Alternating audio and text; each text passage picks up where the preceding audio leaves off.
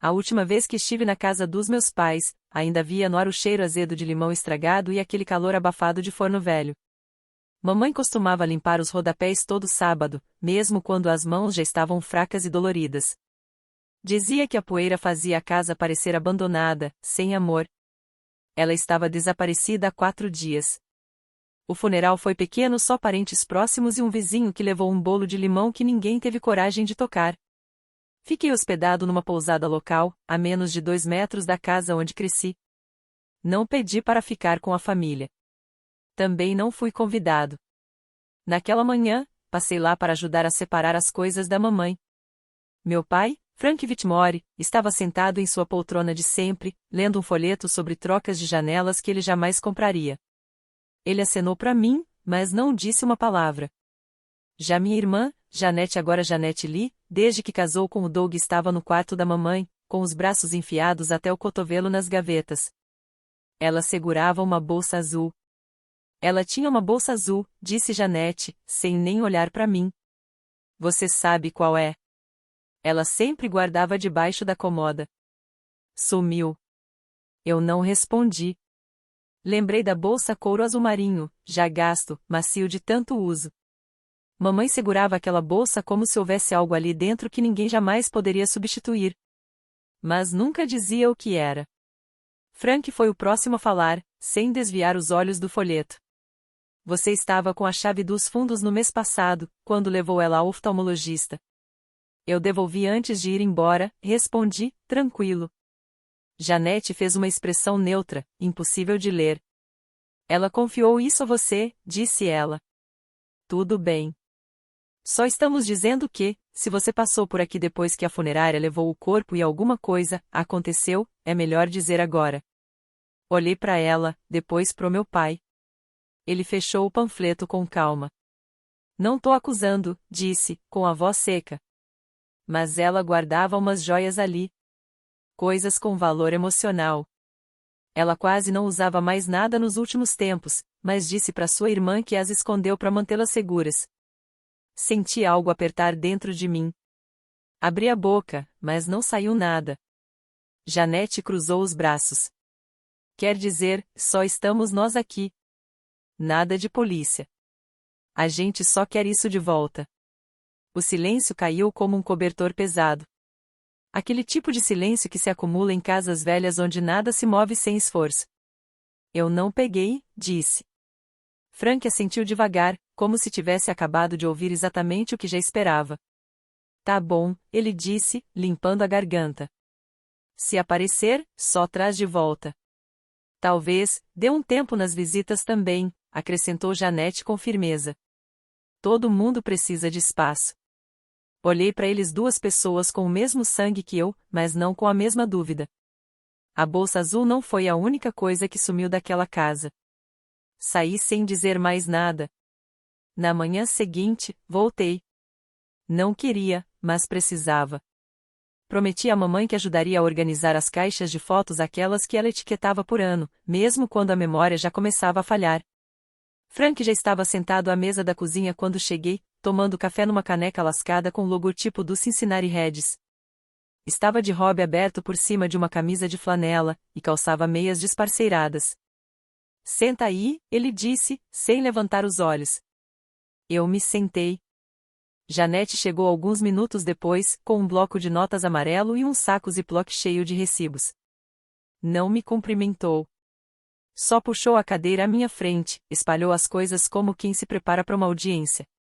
Frank pigarreou. Conversamos ontem à noite. Sua irmã andou investigando. Janete assentiu com a cabeça. Algumas semanas antes de morrer, mamãe me contou que estava guardando os objetos de valor na bolsa azul, disse ela. Ela chegou a mencionar alguns títulos de capitalização. Eu pisquei. Títulos de poupança. Ela não queria deixar nada espalhado por aí, continuou Janete. Disse que se sentia mais segura mantendo tudo junto, e a última pessoa que ela viu sozinha foi você. Frank cruzou as mãos sobre a mesa. A gente não quer que isso vire uma confusão, mas não houve sinal de arrombamento. Ninguém mais tinha chave. A casa estava trancada. Eu não disse nada.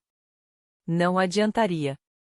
Janete se inclinou na minha direção, a voz baixa, mas cortante. Não se trata só de uma bolsa. É sobre confiança.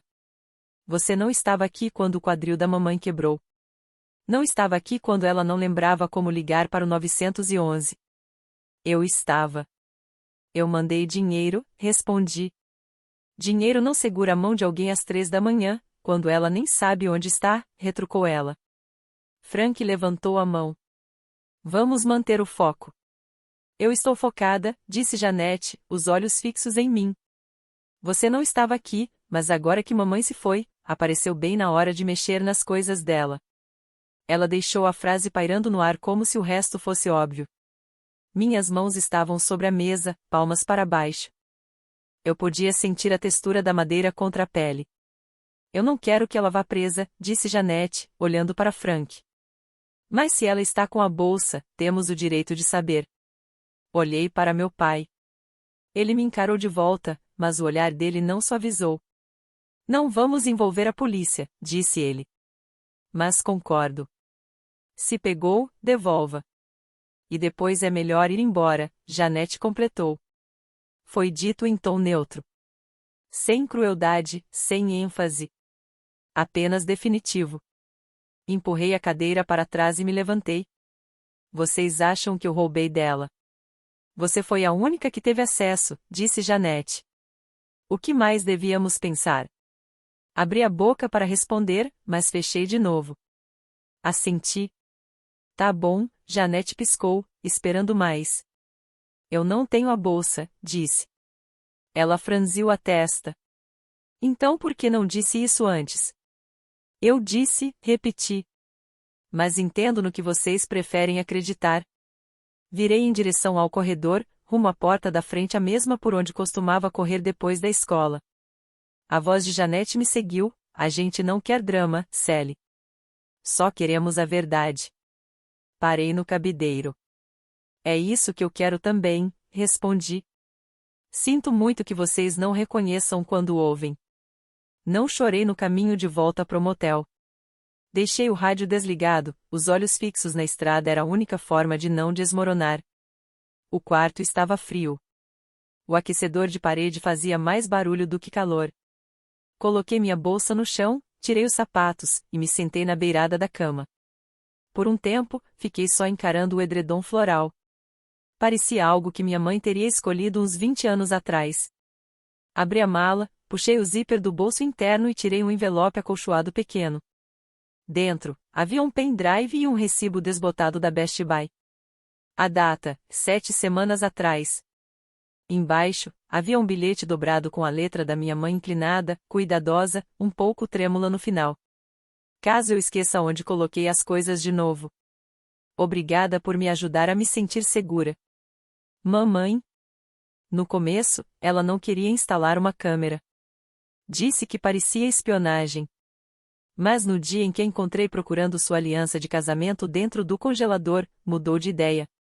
Estou começando a confundir as coisas que me diziam que eu sabia, ela disse naquela tarde. Ou talvez alguém esteja mudando tudo de lugar. Não sei mais. Mas quero saber. Preciso saber. Comprei uma câmera pequena, do tamanho de um saleiro.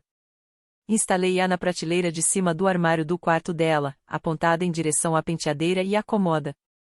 Ela se camuflava bem entre as porcelanas antigas que mamãe colecionava.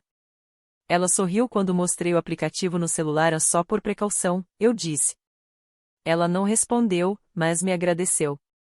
Agora, naquele quarto gelado do motel, com o aquecedor zumbindo mais do que aquecendo, conectei o pendrive ao meu laptop e abri a pasta de gravações. Cada arquivo tinha registro de data e hora. Rolei até o dia seguinte à morte da minha mãe, o dia em que Janete disse ter ido lá apenas para se despedir no quarto dela uma última vez. Cliquei no vídeo. Lá estava ela. Janete. Usava um suéter cinza. O cabelo preso para trás. Movia-se depressa, como se seguisse uma lista mental. Abriu gavetas. Puxou o compartimento debaixo da cômoda. Parou. E então pegou a bolsa azul. Sem hesitar, abriu o zíper, olhou dentro e colocou a bolsa na sacola maior que carregava no ombro. Alguns segundos depois, Frank apareceu na porta. Parou, olhou para Janete, olhou para a sacola. Não disse uma palavra. Não entrou. Apenas a observou por um instante, e se afastou. Assisti ao vídeo 2 vezes. Depois fiquei ali sentada, com o laptop aquecendo minhas pernas, o bilhete da minha mãe ainda ao meu lado. Eles não apenas me acusaram. Eles sabiam. Eles sempre souberam quem tinha pego. No dia seguinte, não bati. A porta da frente rangeu como sempre aquele som oco e familiar. O cheiro de café passado e carpete velho me atingiu como uma lembrança de infância que eu nunca pedi. Frank estava de novo na poltrona reclinável. Uma caneca diferente na mão. Essa dizia: Vovô nunca descansa, embora ele nunca aceitasse esse título em voz alta. Janete estava em pé perto da mesa de jantar, separando envelopes em pilhas. Quando me viu, levantou os olhos. Seu olhar estreitou, mas não disse nada. Entrei em silêncio, com o laptop debaixo do braço, um fio preto escapando do bolso do meu casaco como uma guia invisível. Frank abaixou a caneca. Você voltou. Não por muito tempo, respondi. Coloquei o laptop sobre a mesa de jantar. A mesma onde, quando crianças, esculpíamos abóboras para o Halloween. A mesma onde minha mãe, uma vez, queimou um buraco na toalha com uma vela e depois fingiu que o buraco sempre esteve ali. Janete cruzou os braços. Veio se confessar? Abriu o laptop. A tela piscou e ganhou vida. Não. Vim mostrar uma coisa. Cliquei no arquivo, ampliei o vídeo em tela cheia e dei um passo para trás. Sem explicações. Sem palavras. Sem justificativas. A voz de Janete falhou primeiro. O que é isso? Frank se inclinou. O brilho da tela iluminou os sulcos fundos sob seus olhos. Ele semicerrava os olhos até que, de repente, seu corpo ficou rígido. Lá estava tudo. Em tons de cinza nítidos e silenciosos. Janete entrando no quarto, vasculhando gavetas, puxando o espaço sob a comoda. Pegando a bolsa azul. E então, Frank. Parado na porta. Observando. Sem dizer nada. Sem impedir. Apenas olhando e indo embora. O vídeo acabou. Tela preta. Mas o quarto não. Os braços de Janete caíram ao lado do corpo. Sua boca se abriu, mas nenhum som saiu. Olhou para Frank. Depois para mim. Eu podia ficar com ela, disse Janete por fim, a voz trêmula, como se não soubesse se explicava ou se desmoronava. Na primavera, quando levei mamãe ao médico, ela disse que não queria que você ficasse com a bolsa. Frank não se moveu. Seu rosto era uma parede. Eu não roubei, continuou Janete. Achei que mamãe tivesse te contado. Olhei diretamente para ela. Ela não contou. Frank foi quem falou então, num tom baixo, quase seco. Você não tinha o direito de nos filmar. Virei-me para ele. Foi ela quem pediu. A testa dele se franziu. Ela disse que estava começando a esquecer as coisas. Queria ajuda para lembrar. Queria garantir que, se algo sumisse, nem ela mesma pensasse que estava ficando louca. A câmera era para dar paz de espírito, não para acusar ninguém. Janete balançou a cabeça. Mas você esperou para mostrar. Nos deixou cair nessa armadilha. Não respondi. Vocês tropeçaram sozinhos. Eu só apertei o play. Ela se encolheu como se minhas palavras tivessem acertado algum ponto vulnerável. Frank pousou a caneca sobre a mesa com delicadeza. E o que você quer agora, Sally? Você teve sua revelação. E daí? Olhei para ele. Depois para ela. Nada respondi. Não vim aqui por vingança. Janete soltou uma risada curta e amarga. Então por que voltou? Porque vocês me acusaram. Porque me fizeram sentar naquela casa, onde cresci, e ouvir que eu era ladra na frente do homem que me ensinou a respeitar as coisas dos outros. Porque vocês queriam a verdade, até o momento em que ela deixou de servir. Fechei o laptop. O som da tampa se encerrando ecoou mais alto do que eu esperava. Frank se recostou na poltrona. Bem, acho que agora está tudo às claras. Deslizei o laptop de volta para a capa. Não. Nem tudo. Janete estreitou os olhos. O que mais falta? Encontrei seu olhar. Não sou eu quem deveria estar fazendo essa pergunta. Virei-me, caminhei até a porta e deixei os dois mergulhados no silêncio que haviam construído juntos. 2 dias se passaram. Nenhuma notícia. De nenhum dos dois. Fiquei no motel. Pronta, mas parada. A mala fechada aos pés da cama. Ainda não tinha comprado a passagem. Não porque esperasse alguma coisa, mas porque, pela primeira vez, não havia pressa de voltar a um lugar onde ninguém me esperava. Na terceira manhã, fui até os Correios. Enviei um envelope pequeno, acolchoado. Sem endereço de remetente. Só 2 nomes impressos com uma fonte firme na etiqueta. Janete Lee e Frank Whitmore. Coloquei 3 coisas dentro do envelope. Primeiro, uma cópia do bilhete da minha mãe, aquele que ela escreveu com a letra cursiva meio torta, pedindo a instalação da câmera.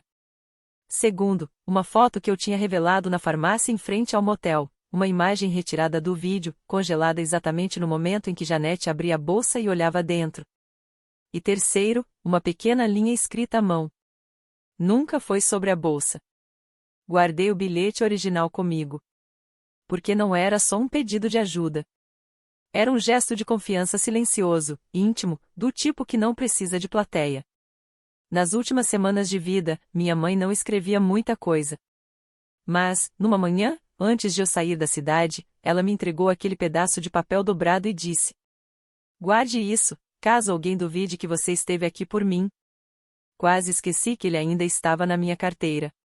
Mais tarde, naquela mesma noite, conferi meus e-mails. Havia uma única mensagem de Janete. Sem assunto. Apenas uma frase, curta e amarga. Você venceu. Aproveite o que resta. Não houve resposta de Frank. Nenhum pedido de desculpas. Nenhuma justificativa.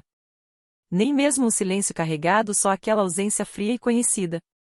Eu não respondi. Algumas coisas simplesmente não merecem resposta. 6 meses depois, voltei a Ohio por apenas um dia. O cemitério ficava sobre uma colina baixa, logo acima da estrada principal, onde o som do trânsito se misturava ao vento entre as árvores.